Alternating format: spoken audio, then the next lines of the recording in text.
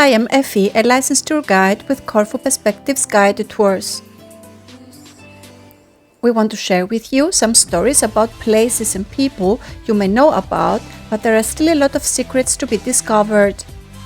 Today we are talking about Palea Perithia.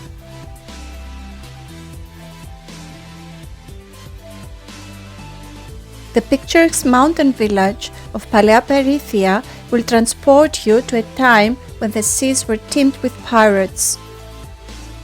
Palea Perithia, also known as Old Perithia, is a lovely village on the northern coast of Corfu Island that is only 8 kilometers from Cassiope. At an elevation of 440 meters of the slopes of Mount Pantocrator, it offers panoramic views of the surrounding highlands. According to legend, it got its name from the eponym Perithia, which means surrounded view, as it can be seen from the hills that encircle it. The people of Old Perithia left the village in the 1960s. Hence, the settlement has been considered a ghost village ever since. Its recorded history dates back to the 3rd century BC, but it disappeared suddenly sometime in the 2nd century. Established in the 14th century during the Byzantine era, it is Corfu's oldest settlement. A steady stream of unpleasant guests, from raiding pirates to disease-carrying mosquitoes, arrived on Corfu with the Ionian tides during the island's early history. Many islanders sought refuge in the hills, where they exploited the abundant natural stone to establish farming communities away from the dangerous coastline. Old Perithia is the only village like this still standing. Historically, mountain residents relied on sheep husbandry and cultivation of olive trees and grapes for their livelihood. Although the people stopped worrying about pirates and raiders, it took a long time for them to stop worrying about getting malaria from the Antinioti Lagoon's mosquitoes. Once malaria became less of concern in the early 1950s, the residents of Perithia began spending only the summertime in the village. This was the time that the school ceased operations. Nonetheless, the advent of tourism in the 1960s was a major factor in people leaving the community. Population gradually dwindled in most prominent flourish until the 1960s, when its cafes and bakeries vanished along with its population of farmers and craftsmen. Over 130 homes were constructed there, most of them using Venetian-style designs built entirely out of stone. There are 8 beautiful churches, each belonging to a different family in and around the village. There are several twists and turns along the trip to Palea Perithia, but the scenery is stunning, giving you the impression that you have left modern civilization behind and are experiencing the allure of a bygone era.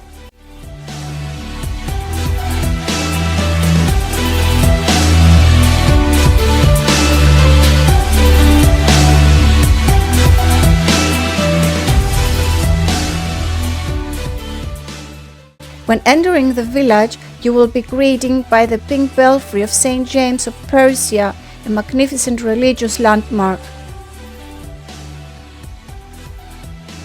On the opposite side of the street is the area's oldest church, St. Nicholas of Petra.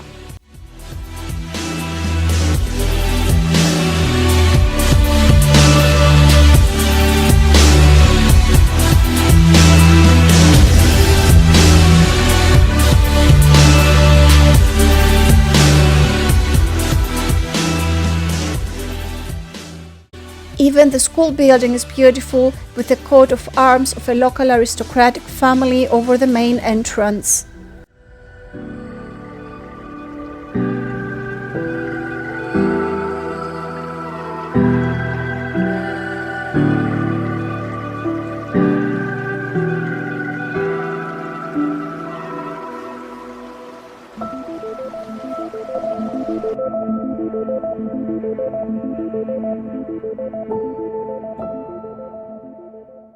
Nearly every home and public structure appears to be in disrepair, with shattered window shutters, rusting doors, crumbling stone walls, shuttered churches, gardens with broken flower pots, and crooked cobblestone alleyways. Buildings that once belonged to wealthy families, such as those with arches and marble staircases, carry the legacy of their inhabitants through the ages. You can see the antique oven, the built-in furniture along the walls, the splintered wooden ceilings, floors, and walls within. Ruins sometimes have overgrown vegetation, such as trees and wildflowers. The opportunity to explore and perhaps enter some of the ruins for a look into the past is a fantastic one.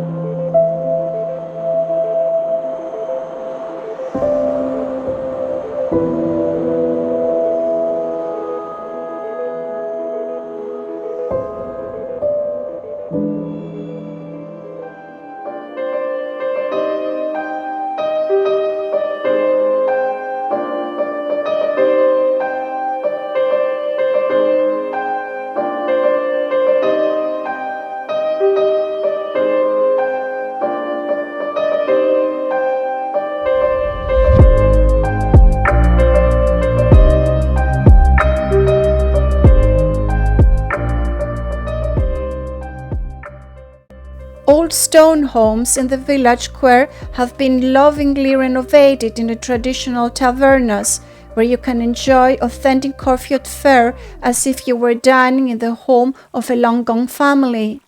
Summers see the tavernas open nearly every day, but even in the dead of winter, weekend visitors from the nearby villages bring business. In 1996, Old Perithia was officially recognized as a historic monument by the Greek Ministry of Culture. The interiors of the homes had to be repaired to meet the standards. Streets can be only paved with stone and vehicles must be parked away from the settlement. Since 2010, more than 35% of the structures in the village have been repaired and its population has been grown. The people have taken the initiative to rebuild their homes, churches and taverns. There are 5 different taverns in the area, as well as a guest house and some privately renovated houses.